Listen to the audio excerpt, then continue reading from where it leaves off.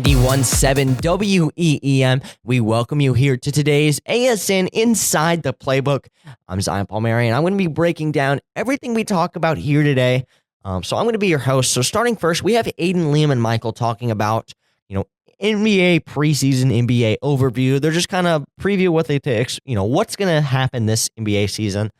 I'm really excited for Boston. I'm a Celtics fan. I got my Bruins shirt on here today. Boston's going to have a great year. They definitely will. I hope they play the Thunder in the finals. That would be a great finals matchup. Thunder, that's a fun team to watch. There's a lot of fun storylines. Of course, you got Bronny now. You've got Jared McCain went to the 76ers. What a great team for that. There's a lot of exciting storylines in the NBA, and I'm very happy that it's almost NBA season and it's right around the corner. Again, hope the Celtics can win another. If they can go back to back, that you're already writing your name in the history books. Back to back is something special. So stay tuned for that. We got Aiden, Liam, and Michael here. So you're listening to ASN's Inside the Playbook.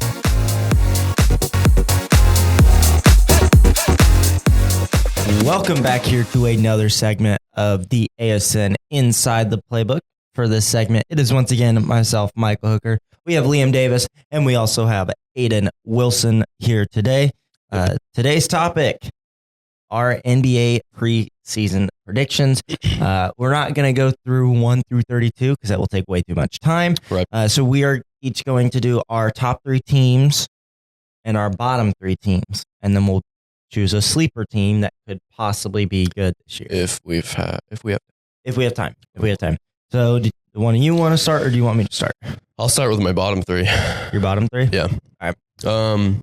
Okay, so I wouldn't say they're going to... Actually, I'll just put this out there now. The Raptors are not going to be that good. No. I don't know if they're going to be bottom 3, but they're not going to be that good. Yeah, they're not going to be bottom 3. Raptors, I don't think. The Trailblazers will be bottom 3. If Lowry Markkanen gets traded mid-season, which I think is possible to happen, the Jazz will be bottom 3. And then probably the Wizards, because LaMelo Ball's back this year. Or if he wasn't, Hornets would be bottom 3. Okay. I would say the Pistons will be bottom 3. I forgot all about the Pistons. It's okay. Trailblazers and probably the Jazz, even with Laurie. Yeah. I don't think Laurie can carry that offense anymore. Mm-hmm. Keontae George is there, though. Yeah, but it's Lauri Markkanen. He's like that engine of their offense. Right. So, yeah. I don't know. I think if he doesn't get traded, they won't be bottom 3 and the Pistons will. Okay. Yeah. So, I'm going to do, for my bottom 3, I'm going to do Blazers. I mean, they're too young. I think in the future they might be good, but right now, no. I think the Jazz are going to be bottom 3 as well. They're the Jazz, like you guys said. Lauri Markkanen can't carry that offense all the time. He's gonna get hurt. Yeah, which is gonna severely set them back. Mm-hmm. And then I think the Wizards as well. Yeah, the pretty obvious bottom 3. Yeah, I don't think the Pistons will be bottom 3 though. I think this year they might. Next year they can probably. Bump up the standings though. I think with how I don't remember which Thompson twin went to how Asar played. If their coach actually starts Jaden Ivey for once, Cade Cunningham. Why wouldn't they start Jaden Ivey? They have Cade Cunningham. Run him. He's better at the 2. He's not a. Who plays there 2 now? It's not Asar. Asar plays 3. Was it? It wasn't Marcus Sasser, was it? No, they put Cade at the 2 and had Killian Hayes run the 1. Are you serious? Yes. Where did he go? He went to the Nets, didn't he? Probably. I think he did. But if you move Cade to the 1, have Jaden Ivey at the 2, Asar at the 3, and then have like Isaiah Stewart at the 4 and Jalen Duren at the 5. Solid starting 5. Never mind. They're young. I mean, I think they could be good this year. Not like a playoff team. Right. I think they could be like they could crack the bottom. Yeah, they could beat They can be like 10th in the conference. Yeah, they win more than 14 games this year. Yeah. I'll start off with one of my top 3, and then we can all go around and say one. Mhm. I'm gonna wait on that one. I think the Dallas Mavericks will be better than people expect them to be. Klay Thompson, sure he's old, sure his percentages have went down, his usage as well. But you put him next to Kyrie and Luka, PJ Washington, and who's their center? I forget his name. Derek Lively, Yeah, and the other dude. Daniel Gafford. Yeah. That team looks so good on paper. Well, and they got shooters this offseason too. well, and if you think about it, like with the Warriors, Clay was so much better when he played off ball, didn't have the ball in his hands as much. When KD left and like all those other and that other like secondary star, like he wasn't the third star, he was the second option. He had the ball in his hands too much and he didn't know what to do. Yeah. He was so much better off coming off of a screen and just, passing. He shoots it like that. I don't think this is a crazy take when I say I think Klay Thompson can be the fourth option on the Mavericks. I think it goes Luka, Kyrie, Derek Lively off the screens with those guards, and then Klay. I would put PJ Washington over Derek Lively. I don't think so. Because PJ Washington, no, I wouldn't. Yeah. I mean, I guess you could put Lively as the third option, or you could put Klay as the third option. They're kind of interchangeable. Yeah. But I think defensively they're pretty solid. Liam, do you want me to go next, or you want? I can go next. I'd say probably the 76ers. Yeah, I didn't want to say it, but I mean, for me, they have Tyrese Maxey at the one who had a really good year last year. Joel at the 5, who's always been good. I don't know the rest of their team. Kelly Oubre. We just re-signed Kelly Oubre. They signed free agent Paul George. Yeah, and Paul George. Who's our 4? We signed Drummond, Eric Gordon, Reggie Jackson, Jared McCain from the draft, Adam Bona. We still have Ricky Council too. Adam Bona played at UCLA. He was a second round pick, but he's good. My biggest holdup with the 76ers is Paul George, just because he's older. Do we think that he, coming into this offense, not being that number one scoring option, and in some cases not the number 2 scoring option, will that benefit the team more or will it hurt the team more? Can I have a take on this? So Paul George said in his podcast, he had an episode with Maxey where it's like, it was like, you've come to stardom. I'm expecting you to get higher usage on the team. Whatever else he said, but not like quoting the podcast anymore, but Paul George, for one, he's going to average more points than Tobias Harris. That was the big take that we needed from him. Yes, that's what you need is points from your third option. 2, he's going to be able to isolate and score for himself. Tobias Harris could not do that. So it would always be Joel Embiid, kick out down to the paint and force a shot in the middle. And he can actually shoot the 3. Yeah. Well, Tobias could, but it wasn't efficient. Number 3, he's aggressive on defense. He's a great defender, Paul George. Now he is. He's a great two-way player. Like I already said, he can get himself open. And then even if he is the third option, say Embiid comes down with an injury, he's second option now. Or first. What's Paul George do at the second option? He cooks. That's all I've got to say. Yeah. Playoff P coming to Philly? And Kelly Oubre is a dog. Yeah, but you're taking him out of that role of what he was last year. I think he might play the 4. That'd be weird. It would be. I'd put him I think at the because 2. you can't start Drummond and Embiid in the same line. No, you need Drummond off the bench for Embiid. He's so much better off the bench. I think, what are my top teams? I'm going to say the Timberwolves. Okay. Just because now that they have the experience in the playoffs and we know like the deep playoff experience run, I think that they could be like, okay, we did it last year. Mm-hmm. Let's bounce back. They have 2 studs that they got in the draft because they got Rob Dillingham and Terrence Shannon Jr. Yeah, from Illinois. Yeah, both of them are studs. Putting them along in that offense with Anthony Edwards coming off the bench with them, I think Cat will still be solid for him. Gobert's gonna still, He'll be all right. Yeah, I was thinking about that too. He'll be all right, but he won't be as good. He's just good for him to like hold down the paint. Yeah, interior defense. I think Conley's still got He's it. still capable of He's doing what he needs to. Yeah, and he's hard nosed at that point guard position on the perimeter. And then who am I thinking? Miles Reed. No, not Nasri. Off the bench, he's a stud. I'm talking about Jaden. Oh, Jaden McDaniels. Yeah, Jaden McDaniels, stud wing defender. I forgot the Sixers also got Caleb Martin from the Heat. I forgot about that pickup. That's such a good pickup. And then I'm gonna just do my other two because I'm gonna go Milwaukee as one of my top three, just because they had a year of Dame and Giannis. It was kind of slow, growing pains. Like I figured that would happen. Now I think they're gonna be, as long as they stay healthy, I think they can be a really good team. And then I'm gonna say New York Knicks. Yeah, that's what I was going to say. I mean, even with injuries in the playoffs, they were still good. Like they have that chemistry. Like people like say, oh, they're just getting like the Villanova even then national champ, but like those guys have chemistry together. Yeah. Like Brunson's their star. I think Julius Randle, he's still going to be a stud. he's going to come back and average 17 plus. OG Anunoby, good. Dante DiVincenzo, good.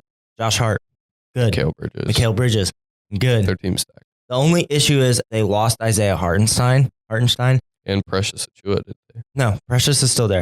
Okay. But they're getting Mitchell Robinson, who most efficient player around the rim in the league. He's the most efficient, and he's a good rebounder, which is what they need. They just need him to sit down there, maybe get a couple points a game, get rebounds, kick it out to Brunson for three, DiVincenzo, Josh Hart. Like, that's what they need. Yeah. And they've got that. I'm going to go real fast. So I'm going to switch it up a little bit. Mavericks, they're going to be my sleeper team. I already had my take on the Sixers, so I'm going to put them in my top three. My other two, I'm going to go the Knicks and the Thunder. The Thunder got so many players this offseason. Alex Caruso, number one, hard-nosed defender, solid three-point shooter. And they were already a really good perimeter defense. And he's a hustle guy. They got Isaiah Hartenstein. I know. They re-signed Aaron Wiggins and Isaiah Joe. Isaiah Joe's a good shooter. Shea is obviously Shea. Chet's Chet. Chet. And I think he's going to develop even better. Lou Dort, still a good option on the wing for him. Yeah.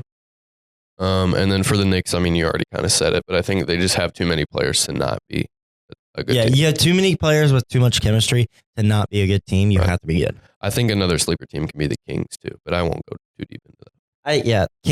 Kings were my sleeper team just because they got DeMar. They finally have that, solid third and and they have Malik now. Monk still, so they almost have four number one scoring options. Yeah, but I think they're my sleeper team.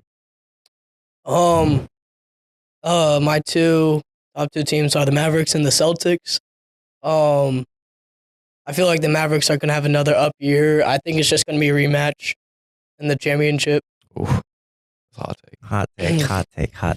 I think the Mavericks will beat out the Thunder in the Western Conference Finals, and I think the Celtics will beat out the 76ers in the Eastern Conference Finals. Liam, we might just have to end it right there. If the Sixers make it past the second round, because, second round exit Sixers, that's what they're known for. Depending on who we play in the playoffs, I think first round. If you play the Knicks, first round, we'll get an easy bye because we're going to be high in the standings. Second round is where it's going to be like, okay, if we win the series, we're going to the finals. If we lose, we lose. Well, no, if you lose, you lose. Yeah, If you lose, you can go home. Yeah. I think that the Pacers are going to make the playoffs. They'll probably be like the 6 or 5 seed like they were last year. And I think they'll be that. Who'd they add? They add anybody at all? Warriors drafted him number James 1 overall. Wiseman. Yeah, James Wiseman. That's all. Pacers are known for developing centers. We can develop him. We brought He's the like same 28 though. Yeah, but we brought the same team from last year back. Like we re-signed Obi Toppin. We extended Pascal. Yeah, that was obvious. We extended Tyrese Halliburton in the season. I think the Pacers now that they have that deep playoff run to the Eastern Conference Finals, and they have the experience, and they brought the same team back, plus adding a young center behind them that is good in the pick and roll game, which the Pacers love to run. Pacers You guys love should have got the high another pick and roll. forward. I mean, our biggest thing was we can move Isaiah Jackson to the 4. You should trade him and Ben Shepherd for a forward. Nah. Plus, we're getting Benedict Mathurin back from injury. I forgot about him. Yeah, yeah, Benedict Mathurin. Yeah, never mind. He's You're a good. stud. Yeah, Benedict Mathurin's a stud. He's a stud.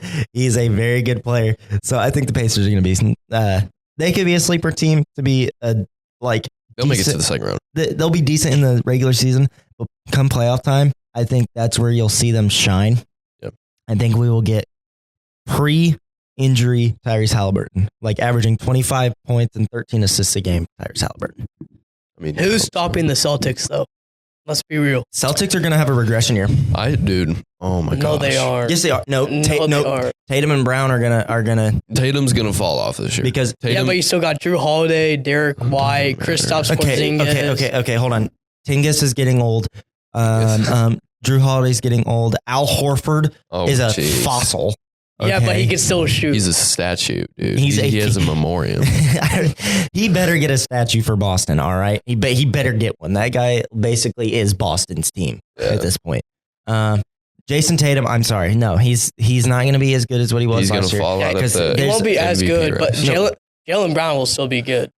That's going to be the issue. It's going to be those two because they've had good chemistry because, everybody's seen, oh, Jason Tatum is the number 1, Jalen Brown's the number 2. Well, now that Jalen Brown won Eastern Conference Finals MVP and NBA Finals MVP, they're going to be like, oh, well, Tatum's going to be sore about not getting a single Finals MVP. And he's just like, take the ball for himself. There's going to be locker room issues. And Tatum in the fourth quarter of games when they need him the most does not show up. No, I saw a stat the other day, and it was like Jason Tatum buzzer beating shots or something, and he went like 6 for 28 in just the clips shown, and they're all fadeaway sidestep threes. Yeah, he's not good in the clutch. No, Like if you watch the Pacers series, the only reason they won game 1, I think if we beat them in TD Garden, we probably could have won that series if you just guys for the fact of would've- Jalen Brown being clutch. if you would have closed out on him, you guys would have. If he wasn't clutch, they were screwed because Tatum can't play in the final minutes of the game. Well, if the Pacers do keep their same team in like 3 or 4 years, and they do meet the Celtics again in the playoffs, I think you guys will be able to beat them in TD Garden because, obviously, you guys will be like Benedict Mathurin will be older and stuff, and Ben Shepherd. I don't Aaron, like him. Aaron Neesmith. I like Neesmith. Neesmith's good.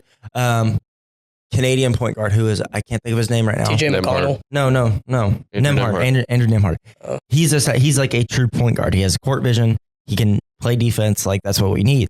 We don't need him to go out there and score because we have Halliburton and we have Benedict Mathurin and we have Pascal Siakam, which is good. Like solid team, well rounded. We have the experience. We have the youth. We have everything we need. And people criticize the Pacers for not winning on the road. Well, okay, we went to TD Garden in the Eastern Conference Finals. And who did we play in the second round? We played New York. New York is known. You guys would have lost if they weren't injured. Wait, didn't you lose anyway? No. Oh. To who? To the Knicks? No, we beat them in 7. And then you went to the Eastern Conference Finals to play Boston, didn't you? Yeah, because we Okay. played the Bucks first round, Yeah. upset the Bucks, upset the Knicks, and then could have upset Boston if we were able to win in TD. Yeah. It's just it's so hard to play in TD Garden and in New York. To be fair, you guys would have lost first round if Giannis was healthy.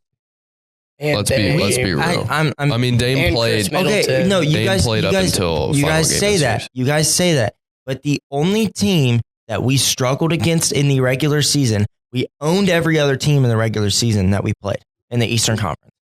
We were 5-1 against the Bucks.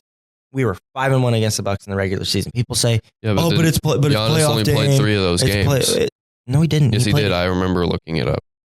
Yeah, and the one game we lost is because he dropped like 64. Or no, we still even won that game. He could drop 64 and we still win the game. Okay. Like the Bucks, we owned the Bucks last year. The only team we struggled against was the NBA champs. That's it. The Celtics. Yeah, well, Bobby Portis is a dog. Bobby Portis looks like a turtle. An ugly turtle. Don't talk about Bobby Portis like that. Another hot take clip. Yeah. This is a good long segment. About 19 minutes right now. A bit over, but it's okay. Yeah. But no, great segment. I think we're going to stop it there, though. And we're going to take a quick break and come back to the rest of ASN Inside the Playbook.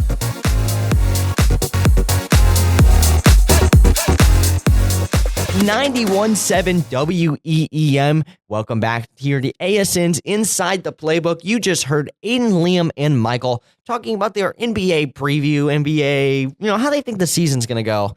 But next up, we got Lucas and Kellen talking about the college football. Of course, the season just started. We're going into week 5 right now.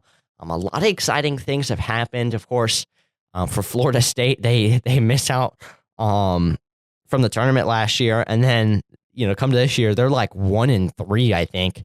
Their quarterback's been terrible. There's been a lot of fun storylines. Of course, college football, you got so many colleges, and there's also been a lot of cool storylines. I'm really excited. The one I thought has been pretty cool is alumni here from Pendleton Heights, Eli Panko. He's been doing his thing at Duke. He's been actually playing so well. That's just cool. I go here to this high school. I don't know. I think that's cool. There's a lot of cool things in college football this season, and I'm happy that we're steamrolling in NFL and college football. We're here, and we're happy. But here's Lucas and Kellen talking about everything college football. You're listening to ASN's Inside the Playbook.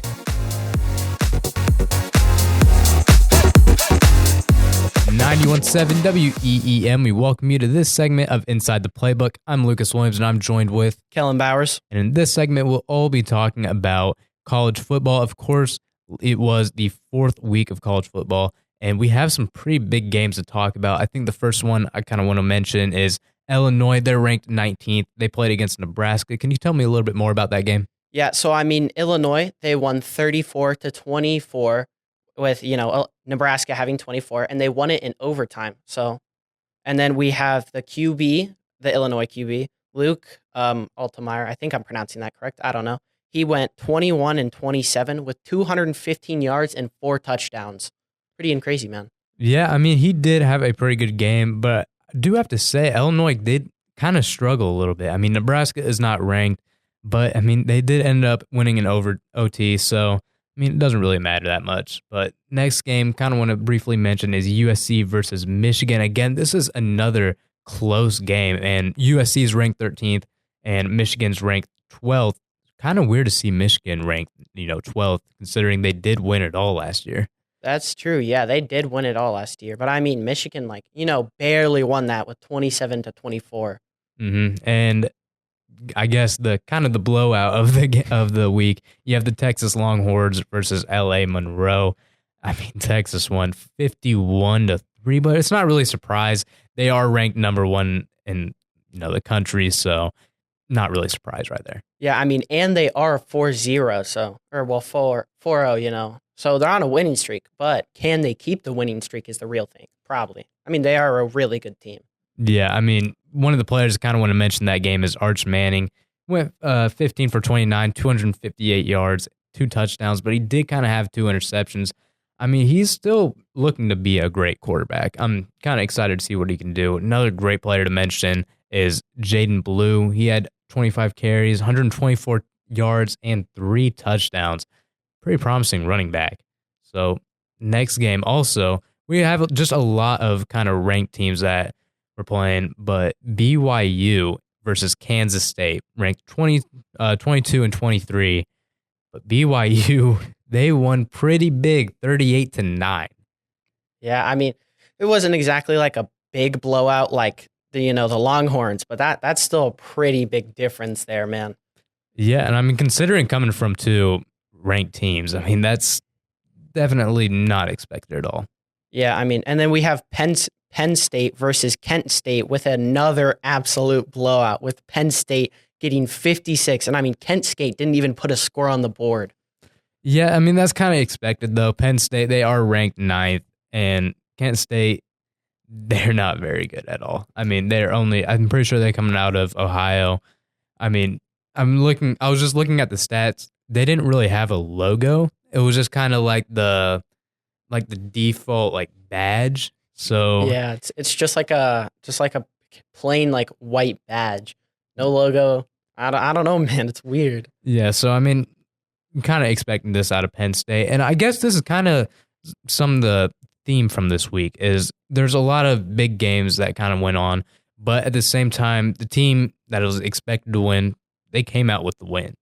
So, just like Vanderbilt and Missouri, those are two teams that aren't ranked, but Missouri did just barely win it, going 30-27. Next game, also you have Bowling Green versus Texas A&M. Can you tell me a little bit more about it? Yeah, I mean, so that, like you said, with Missouri, it was like neck and neck, especially with like Bowling Green and Texas A&M.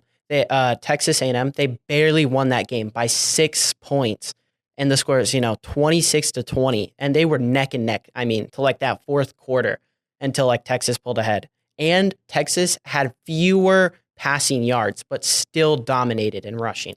Yeah, looking at the stats, it was kind of weird because, it was, a little bit closer in the passing yards, but I mean, in rushing, they just went full out. And I mean, that's pretty much how they won that game. Yeah. I mean, yeah. And definitely they were still like, they were neck and neck. I mean, like that fourth quarter, it was like Texas would score and then Bowling Green would score. And it kind of just went back and forth. And then occasionally, you had your like field goal, but until like the fourth quarter is when they really pulled ahead, and they were just bam, bam. Yeah, so another team that both aren't ranked is Boise State versus Portland State. This is also a blowout. We had, well, not exactly a blowout because they did end up scoring, but I mean, did win 56-14. That is, of course, Boise State. I mean, Portland State, they just didn't really show up to that game. Yeah. And I mean, yeah, like you said, it's not exactly like a blowout, but that's still 56-14. That is a pretty big difference. Yeah, and going into two ranked teams, you have Tennessee, they are ranked 5th, versus Oklahoma, they are ranked 21st. So Oklahoma was coming back in the fourth quarter. They were down 12, they were down, and then they ended up scoring 12 out of their 15 points in the last 15 minutes of playtime. So, I mean, that game went on any longer. Oklahoma was looking like winning. Yeah. I mean, and then like you said, they probably locked in those last 15 minutes. They were like, nah, we got to score more points. And I mean, it did kind of work, so. Yeah, coach must have given a really good speech at halftime. But also, you have Clemson. They're ranked 17th versus North Carolina State. Also, it's weird just seeing Clemson ranked 17th. Like, seeing them in the past, always feel like they're like a top 5 team. But I've always think of like Trevor Lawrence and stuff. But, seeing them, they are still ranked. So North Carolina State, they did put up a good battle against Clemson, but they did lose 35-59. So, I mean, they just scored a bunch. Like, there was almost no defense. And, I mean, both teams, they were still showing up. Yeah, I mean, and then, yeah, North Carolina had 436 yards compared to Clemson's 523 yards. And, I mean, yeah, Clemson was just dominating the running game, so. Yeah, and, I mean, you've seen that kind of this week, that the running backs, they're definitely putting in a lot of work. But looking towards next week, the 5th week, there are some pretty big games going on. I guess some of the few I want to mention is Oklahoma State. They are ranked 20th versus Kansas State. They are 23. And boy, I want to mention Notre Dame versus Louisville. Those are ranked 16th and 15th. My dad is a big Notre Dame fan, and I'm pretty certain we lost to Louisville last year, and it did not go well with him. Yeah, I mean, my dad is, like you said, your dad, my dad is a big Notre Dame fan. I'm not even kidding. Dude, he has shirts, T-shirts, and then, yeah, Notre Dame also they have a big against Purdue 2 weeks ago, and it was 66-7. Now that's like an actual blowout, dude. Yeah, I'm not exactly sure the team that they're playing against. I can't think of the top of my head. It was Northern Illinois or something where they ended up losing they ended up winning against Notre Dame. And that was a team that they spent $2 million just to play them. Jeez, ended up bro. losing. So you're down $2 million and a loss. And this is against a like an unranked, no one knows it team. So they definitely, did their revenge against Purdue. Again, that score was 66-7. So, I mean, they are coming off a win against, I'm pretty sure, Miami State. It's some kind of Miami team. And, I'm just excited to see what Notre Dame can do this year. I mean, like you said, though, spending $2 million and losing that game is insane. I don't even think I would ever do that. Spend $2 million to play a game in and lose to the embarrassment I would have going back to the school. It's insane. Yeah, it was just absolutely rough for them. But another team I want to mention is Illinois. Again, they played this week, and they barely got that win, just barely winning in overtime. They are ranked 19th versus Penn State. They are ranked 9th. So that is definitely going to be a good game to see. And, of course, I think the game of the week, you have Georgia. They're ranked 2nd versus Alabama. They're ranked 4th. I mean, this is no doubt going to be a good game. These are been two powerhouses for as long as I can remember. Yeah, I mean, they've definitely been two powerhouses, and I definitely think a lot of people are going to be watching this because, I mean, they're both. Georgia being ranked 2 and Alabama being ranked 4th. So, I mean, it's going to be a good game for sure. Yeah, definitely. But this is sadly the end of this time that we have here. But do not worry, because we'll be right back here with an additional segment here on the Arabian Sports Network, 91.7 WEEN.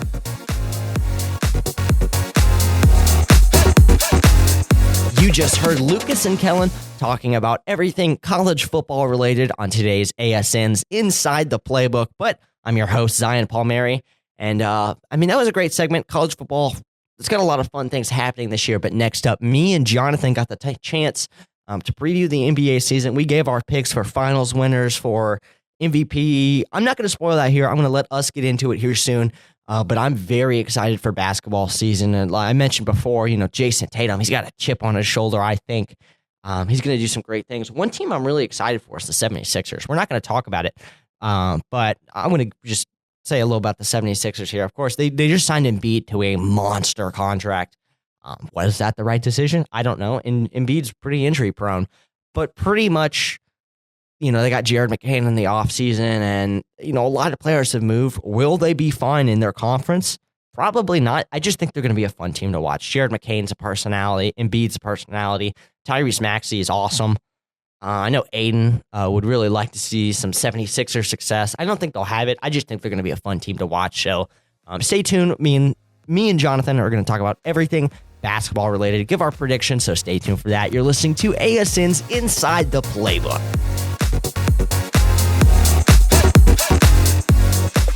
91.7 WEEN. We welcome you here to our segment of ASN's Inside the Playbook. I'm Zion Palmieri, and joined alongside me is Jonathan Lambert. And me and Jonathan here today. We're going to be kind of doing a predictions for the NBA season. Talk about all storylines and how we think teams are going to do, and our predictions for MVP, Finals MVP. So, firstly, let's talk about the Finals. Who do you have set to be the 2025 Finals winners and the matchup? I'm going to go with Dallas and Milwaukee. I definitely think the team of Luka, Kyrie, and Clay is definitely going to play a big role in Dallas making it to the finals, because it was Dallas and Boston. Yeah, in the 24 season, and now they're adding Clay to the roster. But there's one issue with that, and that's Clay's washed. I mean, yeah, but I think he's definitely got the experience. He can probably teach a few things to, Kyrie and Luka. Maybe work on something they don't have that, Steph and Clay has worked on their entire time they've been together. I mean, maybe Clay will stay uninjured, healthy, and maybe even do decent this season, but yeah, there's definitely, that's a good team for Clay to go for. Of course, they almost won the finals, and a lot of people credited that to either A, Boston's success, B, Luka was hurt, and C, Kyrie was hurt for a little bit. So their Mavs were just kind of banged up, and of course, outside of those two, there's a lot of young guys on that roster, and definitely Klay Thompson, who's won the finals I think 4 times because he always puts it up. He's got the experience, and he would definitely help win the team. So I like I like the winner of Dallas. I mean, I hate Dallas winning ideally, but that's a good pick. That's a great pick. Why do you say Luka for MVP of the year? I mean, he's been able to keep up numbers like pretty well, almost averaging a triple double every game. But yeah, he's definitely been a very dominant player in the league since I can't even remember when he was drafted, but like ever since he's popped up, I haven't really seen him go down any. But yeah. Yeah, averaging about a triple double a game. I'm praying on his downfall. I don't like Luka. I don't know. I like the flashy players. I like Jason Tatum. I like LeBron and the flashy players. And Luka is just not that. Yeah, he's very fundamental, but like I think he's a very funny player. He definitely is emotional sometimes on the court. Mhm. And then with Milwaukee being the team going against them, I think he's had his break from being one of the greatest, and then he's ready to come back. I've always loved Giannis, one of my favorite power forward centers. I really hope that he works on his game enough to where he can shoot from wherever he wants, like KD or LeBron, Steph. Because if he can do that, then I mean, nobody's stopping him. To be honest. Yeah, that's a good take. I like KD, of course. Kind of same. I feel like Giannis is a little bigger. KD is a bit taller, but he takes a few off seasons and he could definitely get to that point. So I'm excited. You think he's just going to carry? I'm not sure. Is Dame still on the team? Dame's on the team, yeah. Because I mean, if they can still work together, I mean, I haven't heard really anything from them the past 2 years, to be honest. But I feel like they're just ready to shoot up and do their best. Yeah, I think that's definitely a dark horse kind of pick. I don't see Milwaukee making it, but I like the pick definitely. For my predictions, I kind of took a more normal route. You could say it. Just yours are normal, but like the Thunder, they were the number 1 seed in the conference, and I have them versus the Celtics. The Thunder was a great team last year, and they only got better. They traded away Josh Giddey for Alex Caruso of the Bulls, so they've got a better defense on their team. I'm really excited. That's a team with so much chemistry. They play a game. You open up ESPN or something, and they're always like, hugging, and there's a lot of storylines from Oklahoma City. Yeah, and Shai Gilgeous-Alexander is still on there, right? Mm-hmm. Yeah, I mean, his stats have been crazy ever since he's been in the league too. But I definitely think they're a great team, especially. I think the Celtics will beat them though. I'm excited to see them lose. They're a team that you want to root for, but when they play, my favorite team, the Celtics, I really hope they don't win. Of course, the Celtics, they re-signed everybody. They gave Jaylen Brown and Jason Tatum like huge contracts, like worryingly high contracts, but they re-signed Derek White, Kristaps Porzingis, Drew Holiday. They're starting fives back, and I only think they're going to get better. Of course, they had their draft pick this year. I'm really excited to see the Celtics play another year, and especially with Jason Tatum. He's got that gold medal now. Same thing with Derek White. That's definitely going to help them, and I feel like they got a chip on their shoulder. Everyone was making fun of them. Oh, you didn't play a lot in the Olympics. Well, go win MVP. Do something cool. Yeah, I mean, Jason Tatum didn't really play a lot in the Olympics. I mean, I think he also flexed the gold medal a little too hard. Also, have you seen anything about, him doing, like, copying Garnett, Steph, Kobe? I mean, that kind of puts him into that laughing or, like, people think he's corny. Yeah. I don't blame him. I do the same thing. I mean, who wouldn't, right? Well, I mean, you got to make a name for yourself on one hand, but also like he grew up watching these people that like Kobe, before Kobe died, he was like a huge mentor to Tatum. I don't know. I think that's really cool. I mean, he could still be original and just like, make his own new thing, but it's not like he was MVP, He's definitely talking the talk and didn't necessarily walk the walk. He still won the finals, but like he wasn't finals MVP, he wasn't the normal MVP. Yeah. It's a really funny scene to watch. Yeah. But I also think Jason Tatum's going to win MVP. I think even though Jaylen Brown won Finals MVP, I still think Jason Tatum's the better forward on that team, and I still think he's going to do great things. Moving on, we're going to talk about just storylines here around the NBA. So big one from this offseason, Bronny James has joined the Lakers and will play with his father.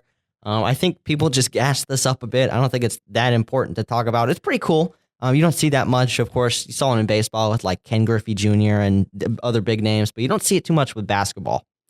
Yeah, this is the first father-son duo, I'm pretty sure, ever in basketball. I mean, that definitely makes a big impact on the league. I mean, LeBron's always been, pretty much the face of the NBA. I mean, every time you bring up NBA, it's always about LeBron. For the past 22 years or so. How many seasons is he going into now? He's been in 22 seasons. Yeah. This is his 22nd, and he's either 39 or turning 40, something like that, which is honestly ridiculous with how great he's still playing. I mean, that's why LeBron's my GOAT, but that's a conversation that we've had on Inside the Playbook before, but it's definitely still an active one. And even that's another point to that conversation. Hey, he's playing with his kid. What if he's not going to win a ring this year? But what if Bronny wins a ring with his dad? Yeah, that would just be honestly crazy. Definitely, probably never going to happen again, to be honest. Yeah, I don't think it's going to happen in the first place, but we'll see. Yeah, but also on Bronny, haven't really seen anything too crazy. Definitely stuck between the guard positions with his play. He can't be a point guard because he just doesn't act like one, and he's too short for, anything else. But if he can hit another growth spurt like Giannis did, and he gets the training he needs from his dad, I feel like he could definitely, be great. He's got the group around him. I mean, LeBron's his dad. So if he can hit a growth spurt and do something like that, and I don't want to say be more like his dad, but be more like his dad, he could definitely become a face of the league, and he's off to a good start with everyone talking about him. So transitioning a little, we're going to talk about Russell Westbrook, of course. He was traded to the Nuggets, I believe his second time. I don't remember what team, but he was traded to one team, and they pretty much traded him right back, and it happened twice. Crazy. Let me go keep talking. I'll Google that, but you like that trade? You don't? I mean, I feel like if you're asking for Westbrook, I don't really know if that's a good decision, considering, he hasn't really been doing much for the team. I mean, he has some highlights, especially when he was on the Lakers. I think that was 2020. Well, whenever it was, he just was not doing his best. But, I mean, if he shines out like the OG OKC days, I mean, it's definitely a great option to have on your team. But I don't think that's really going to happen. So I think, so to wrap back up what I was saying, he was traded to the Jazz a long time ago, and they just instantly traded him away before he even played a game, and it happened again this offseason. So that's just a weird quirk. Yeah, I think teams just are shooting for different, better, maybe even New piece to trade with or something. Yeah. But so talking about him on the Nuggets now, of course, they've got Nikola Jokic, and that's a great team in its own with Jamal Murray. I'm really curious to see if Westbrook, washed Westbrook is enough to Westbrick is enough to, push them over the edge and win another finals. It'll definitely be a storyline that we'll see. I'm excited for him. I don't like Jokic that much just because, again, he's not that big of a flashy player, but to see Westbrook win a ring, of course, I would pay to see that. Yeah, again, with, flashy players, I also love Nikola Jokic. Him and Doncic are, funny duo too. But he was definitely an outstanding player in the Olympics for sure. And if Westbrook can, counteract, his hardships, be there when he's not, definitely feel like it would be a great finals team.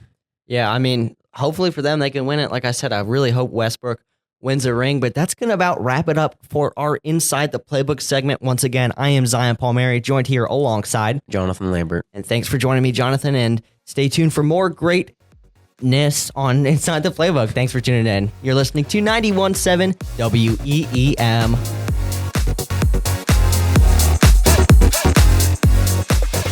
(91.7 WEEM). We welcome you here to today's ASN Inside the Playbook.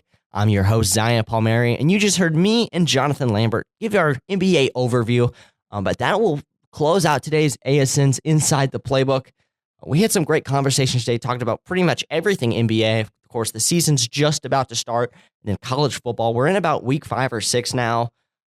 Very exciting storylines from that, and it's been a great season. Of course, Arch Manning, he's been taken over. Quinn Ewers did get hurt. That's a fun team, Texas. Horns up, horns down. I don't know. I'm being stupid. Texas, that's a fun team to watch. They've had a lot of playmakers. I keep seeing their alma mater, like Bijan Robinson. Their graduates get really hyped. So like I gave Bijan an example. Who's always talking about Texas? Of course, he graduated there. Plays football for the Falcons now. Texas has a very supportive fan base. They say football is different in Texas. I ain't never been there. I have no clue. But college football in Texas, that's a fun thing to watch. But that's going to about wrap it up for today's ASN's Inside the Playbook. I'm Zion Palmieri. Thanks for tuning in, and we hope to see you next time. You're listening to Inside the Playbook on the Arabian Sports Network, 91.7 WEEM.